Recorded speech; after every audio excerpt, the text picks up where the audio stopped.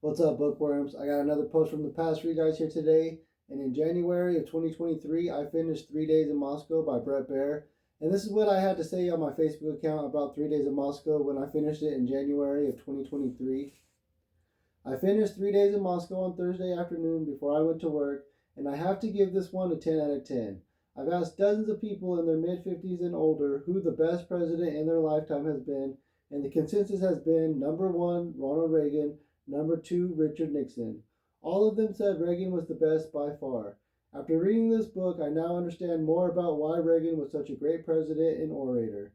This book was full of great information about the Carter, Reagan, and Bush administrations.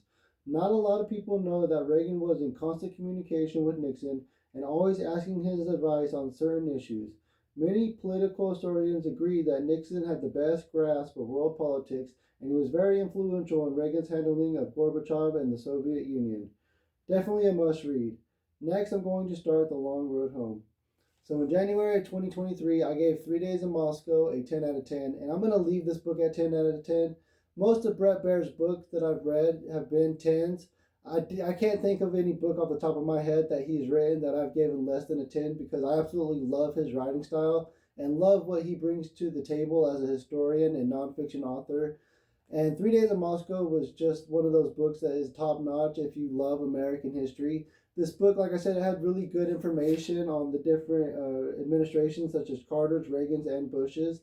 And this book had a lot of really good information on the meeting in Tehran and a few other places, and all of the dealings that he had with Gorbachev, and what came to be with the Soviet Union and how he tore down the Berlin Wall.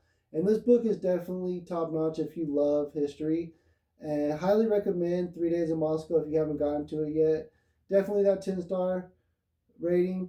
In the meantime, bookworms, let's get out there and carpe some leave room.